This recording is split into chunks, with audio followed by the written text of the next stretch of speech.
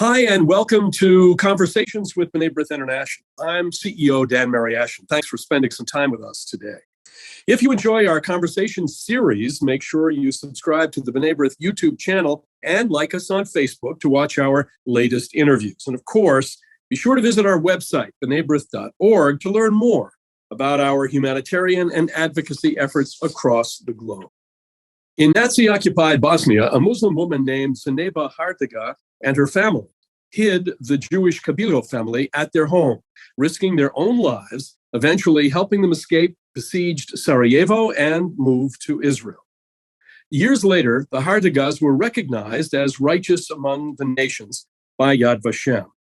50 years later, during the 1992-1995 siege of Sarajevo by separatist Bosnian Serb forces, the Jewish community repaid the favor, helping the Hardagas leave Sarajevo using fake Jewish identity cards, with the Kabiljo family themselves securing the Hardagas a refuge in Israel. Inspired by these incredible events, writer, director, and producer Sabina Vajrača's short film, Sevap Mitzvah, shows that good deeds have a way of coming back around, and that one need only think of their own humanity to save others in need.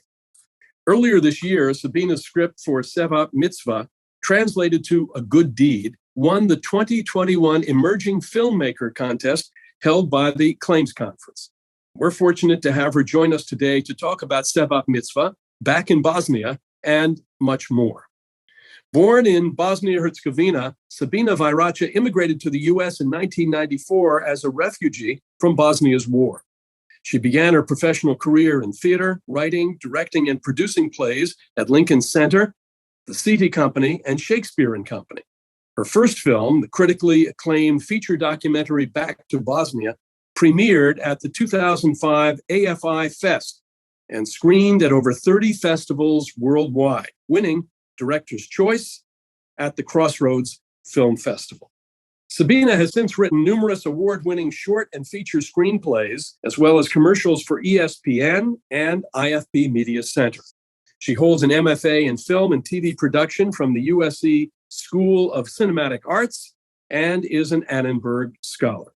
Sabina, what a moving story. Thank you so much for being with us today. Thank you very much for inviting me. This is such an honor. Well, the winning entry that you submitted to the Claims Conference Short Film Large Subject Emerging Filmmakers competition is especially close to your heart, and it reflects your experience both as a Bosnian and as an American. Describe for us, if you would, your early years growing up in Bosnia, what your formative experiences were affected by the deadly conflict between Bosnia and Herzegovina, and all that surrounded that part of the world at that point in history. That is such a big question, and I will do my best to answer it succinctly and in a fashion that you're looking for. So I grew up in a Muslim family, but we're very secular. My grandparents were sort of the last generation that really practiced. And Bosnia at a time, it still is, but now it's much more segregated, was a country that welcomed all. So, I had friends who were Catholics and Jews and Russian Orthodox, and none of us really actually even knew what our religion was because it was a private matter and we didn't really discuss it in public. And in growing up in that kind of an environment, the most important thing was that we respect and honor our neighbors. Bosnia is a very communal country. It's not about an individual, which is very different from America. In Bosnia, it's all about the entire community, and the entire community helps raise you, and the entire community gets in your business down the line. I think in that sense, my experience of living with New York Jews was very similar. And part of the reason why I found, once I moved to America, that community to be the closest to home. And so when the wars started happening, when Yugoslavia started falling apart, and the war started first in Slovenia, and then it was in Croatia, we really didn't believe that it could possibly ever happen in Bosnia because of this interconnectedness of all these different ethnicities and religions, and this communal feeling. And so when the war actually did start in Bosnia, it was an enormous shock to all of us on the ground. And I think that trauma has never really left. I think now, having spent the last 4 months in Bosnia, it's pretty obvious that people are still shell-shocked more about this betrayal of community than they were about the war itself. I mean, which in itself was an enormous traumatic event. And it is that spirit that I wanted to rekindle with this particular story, because it is a true story. It's what happened in Bosnia, and I feel like it keeps repeating itself because unfortunately Bosnia keeps having wars, and we keep coming into situations where one side is hunted and other sides are not. And I wanted to tell a story to not only highlight this incredible woman who did, and two women who did this for one another, but also to remind us as Bosnians that this kind of a situation, if it happens again, we need to remember to help one another should come on our doorstep. Yeah, I think it's important for our viewers to know, of course, there is Sarajevo was an iconic city in Jewish history. And if I recall correctly from my own study, the city of Sarajevo itself in 1940, let's say, as we use that as a benchmark, may have been as much as 25% Jewish. So there is really a strong Jewish connection to that place. But following up on what you just said, what memories and ideas from your childhood have stuck with you and informed your writing and filmmaking, from Back to Bosnia to Sevap Mitzvah and all of those in between? I would say one of the most important things in my upbringing that keeps coming back is this sense of individual versus the community, and it's also a sense of identity and reconnecting with your roots. I find that I was raised in a very intellectual, well-traveled community and family, and thinking for yourself was encouraged. And I find that I keep writing characters who do the same thing because that is what I'm familiar with, and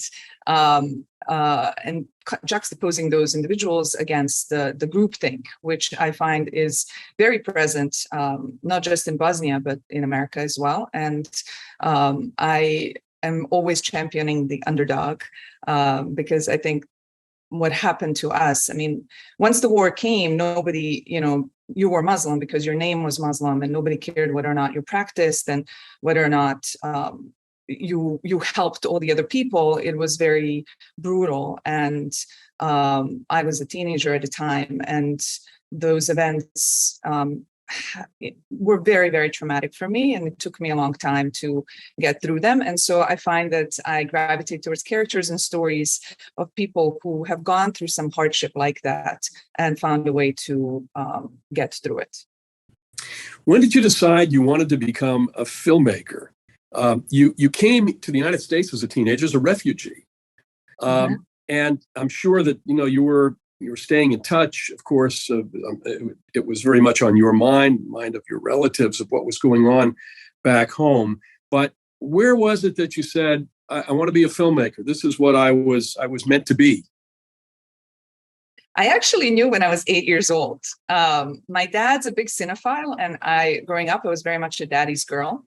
And so I spent all my free time watching movies with my dad. And I guess, now, analyzing it from distance, I probably looked at it and I thought, oh, I want to do something for my dad, not realizing that, I didn't really know that the job existed, that there was such a thing as a film director. And I found out around the age of 8 that existed. And once I knew, then I thought, okay, I want to be that, not really realizing that it was in a way, I always say it was a path that chose me. I didn't really, it's a calling. It's not really a career. It's just something you dedicate your entire life to and hope that by the time you die, you leave behind a legacy that other people can be inspired and moved by. Well, you released your first film, Back to Bosnia, in 2005 to critical acclaim. It shows the uphill battle that refugees face when trying to return to Bosnia. Take us through the key parts of making Back in Bosnia and the impact that the entire process had on you, both as a filmmaker and as a refugee from Bosnia yourself. What was it like for you? So the part of Bosnia that I'm from up north, I'm not from Sarajevo. So my town is called Banja Luka. It's a second largest city in Bosnia, and it's nowadays a capital of the Serbian territories. Before the war, it was a very ethnically mixed, religiously mixed city. But during the war, it was completely, the term is ethnically cleansed. They basically forced anyone who wasn't a Serb to leave or be taken to a concentration camp. And so through pretty difficult circumstances, my family found their way out and we escaped just in a nick of time. My dad stayed the entire time of the war. He stayed back and he ran a humanitarian effort, underground humanitarian effort to try and save people and save the cities, the way he puts it. So when the war ended with the peace accord, the city was handed to the Serbs. And that was a huge loss for all of us, not just the non-Serbs, but even the Serbs who live in a city. I feel like we all felt this enormous loss of the city that we knew. It is a different city now. It still looks the same, but it has a different spirit. And so returning to this city with my dad 10 years after the war was quite traumatic, to put it lightly, in a sense that neither of us had really processed what went on when we left. And so the film is unique in that sense that it was my first film. And I wanted to make it very raw. And so we didn't do any sort of pre-planning. We just sort of went and I shot what was happening. So there were no second takes or anything like that. So when you watch a film, you watch me and my dad and my mom go through a process of figuring out and processing our emotions, as well as trying to tell a story of what happened in this part of Bosnia, which was largely not reported in the press and media at the time. Because that part of Bosnia was, like everybody was focusing on Sarajevo, rightfully so, because it was under siege and that's where all the bombs were falling and people were dying daily. Up north, it was much more psychological. They would just come and in the middle of the night take people away and you would never know what happened. And part of what my dad was doing is figuring out what happened. So he was the first Muslim to come into concentration camps around the city and try and liberate some of the people with negotiating with the Serb authorities. And so all of that was being processed as we were making the film. So not only was it my first film, so I was nervous about that, but also it was quite an emotional return. And part of the reason I made it is because I really wanted to give people who are refugees from a place an example that they're not alone. I wanted them to see what we went through so that they can prepare themselves, because I wasn't prepared at all. And so I wanted to have a piece of art that people can watch and go, okay, this is what I should be ready for if I go anywhere back to wherever my home is. And that's how the film came about. Let's talk about Sevap Mitzvah. When did you come across Zejneba Hardaga's story, and why do a film based on true events, let's say, or as opposed to a documentary style? What was the thought process that went into that? I wanted to tell a story about Muslims helping Jews in World War II for a while. And it was really inspired by living in the States and having this very divisive rhetoric that's been flooding our media and our everyday surroundings for a while, but definitely in the last few years, even more so. And specifically this idea that Jews and Muslims hate one another. I didn't have that experience. I've never had that experience. And so I wanted to dispel that. I wanted to add a part of a conversation that says something differently, that says what I believe, that we, as individual, it's an individual thing. And especially in Bosnia, like I said, because we all lived next to one another for so many years. And so that wasn't such an element based on which we were hating one another. And so I actually came across the story of Zejneba when I was researching to write a script for Claims Conference. Because at first I came across Claims Conference call for emerging filmmakers scripts. And I thought, oh my God, this is a perfect opportunity for me to finally tell the story that I've been talking about in my head and to other people for a while now. And so I started researching. I thought at first of writing just a fiction. And then I thought, well, then people can just say, she made it up. This is her wishful thinking, this wouldn't really happen. So I wanted a real story. And I started looking into all the Bosnians who helped Jews during World War II. And then I came across a photo of Zejneba and Rivka. And I thought, that's interesting. And I started reading more, and the fact that they helped one another. They wasn't just, Zejneba saved, the Hardaga family saved Kabiljo family during World War II, but the let's call it favor, was returned 50 years later during the Bosnian War. I just thought that was such an incredibly powerful message. And it's something that happens, as they say, only in the movies. And I thought, okay, well, this is a movie that I want to tell. And I focused on the two of them because I really loved, in the stories that I read, Zejneba was sort of a catalyst of the situation. And then later on, it's the two of them who are reunited in Israel. And I just really love the idea that these two women, in times that were really difficult, found a way to help one another. Well, in the interest of full disclosure, B'nai B'rith actually was a founding member organization, one of the founding member organizations of the Claims Conference, which does just tremendous work for survivors, Holocaust remembrance, and education. And its film program, or the program of funding and sponsoring these films, has been growing in recent years, and really we've seen some remarkable products from that program. Let's talk about the families a little bit more. The two families, the Hardagas and the Muslim family and the Jewish Kabiljo family, their bond goes back well before the beginning of World War II. How did the families become close, so close, in fact, that one risked their lives for the other? Well, a couple of things in that. Like one, they were close. Hardagas lived in a part of town right across the synagogue. And so there were a lot of Jewish families that lived around them. And this is when Zejneba was married. She's married into this family and she moved there.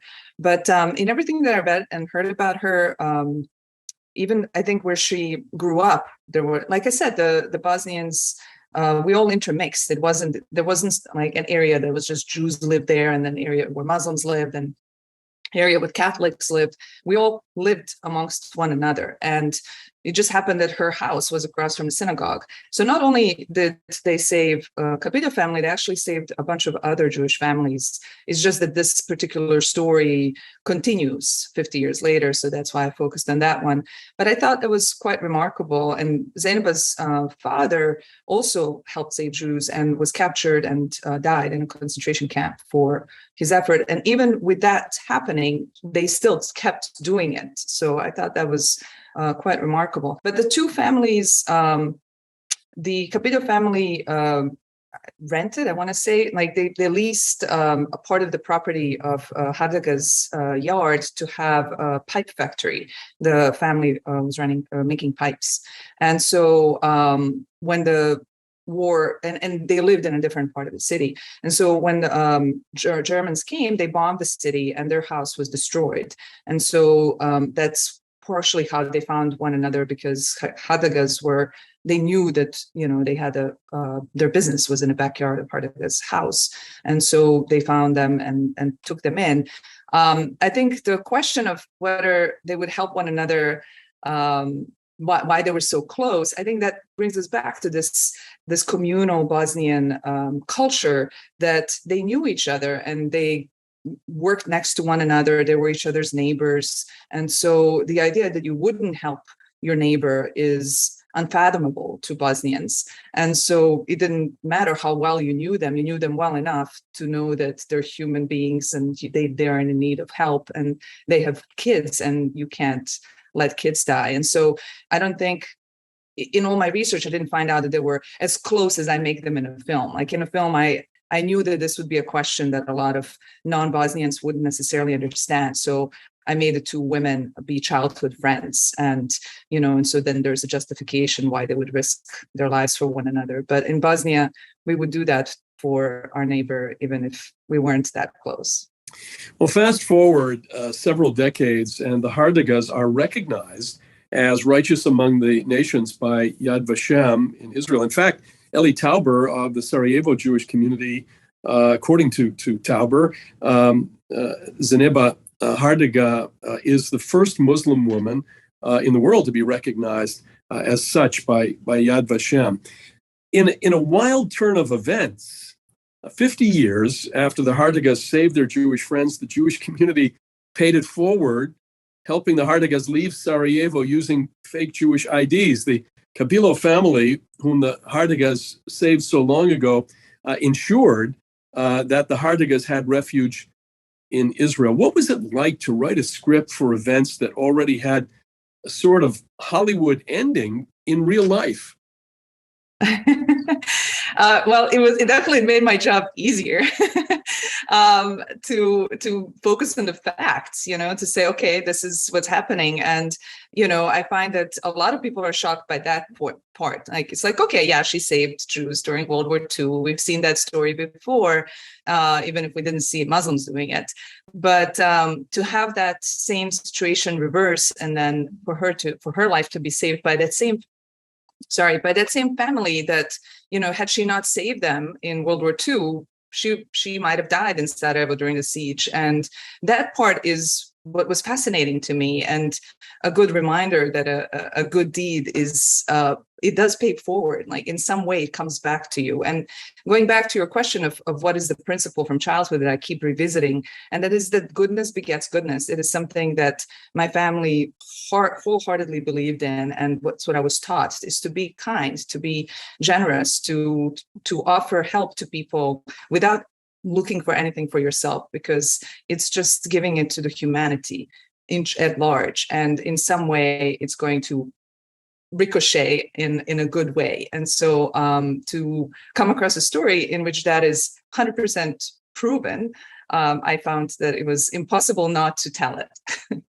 Well, tell us about the social media campaign, Don't Be a Bystander, and how the story you tell has become a part of its message. That was really wonderful. It was part of the, once the script won, Claims Conference team reached out and said, okay, we really want to help put the word out, not just about you winning this script, but also about the story, because they too found it fascinating. And so part of they were running a Don't Be a Bystander campaign in the beginning of this year. And so they said, okay, we're going to run it on the story that you were writing about in Sevap Mitzvah. And that was quite wonderful, because I think something like 1.6 million people watched that particular video, which I'm now hoping is going to be my audience. But it was really, what's ask your question about why not documentary, like that was a documentary. And I find that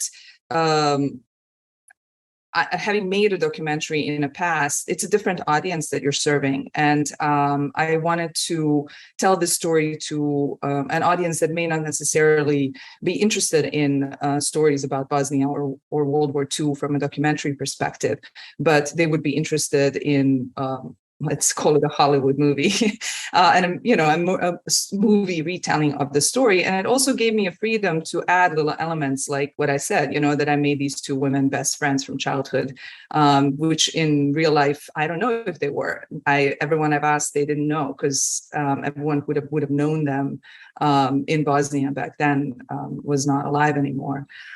So I I took a little bit of a creative license in that in order to tell a story in a more dramatic way. Well, the fact that the friendship was tested at there couldn't have been a more existential moment, indicates that there was clearly a friendship that existed there, and probably a very strong friendship. Now, you have said, may this story inspire us all to continually choose good over evil, no matter the circumstances, even if it means crossing religious, political, or any other borders that we deem insurmountable. Now, based on that sentiment and your own experiences escaping difficult circumstances, what do you hope that viewers will take from Sevap Mitzvah? Yeah, I mean, my own life was saved by my mom's best friend, who is Catholic, and so were the lives of many of my family members. And I think that wars, unfortunately, keep happening. And when war happens, our brain kicks into a survival mode, and in lots of cases, you just want to save yourself and your close ones, and fear overwhelms.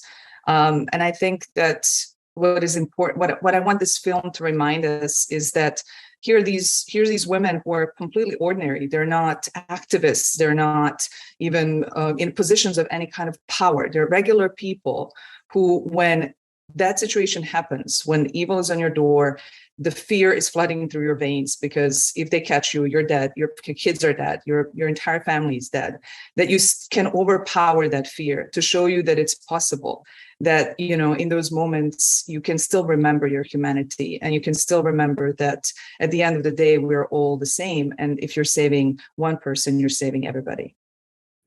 So when will a wider audience be able to watch Sevap Mitzvah, and on what platforms? Can you tell us where we can find the film?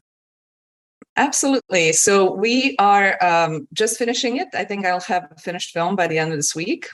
I hope. I'm just waiting for some technical stuff. And we are submitting it to festivals, hoping to start a festival run in January, February, something like that, and then run with the festival throughout the world all next year. And so I feel like the festival route is going to be the first way that anyone can possibly see it.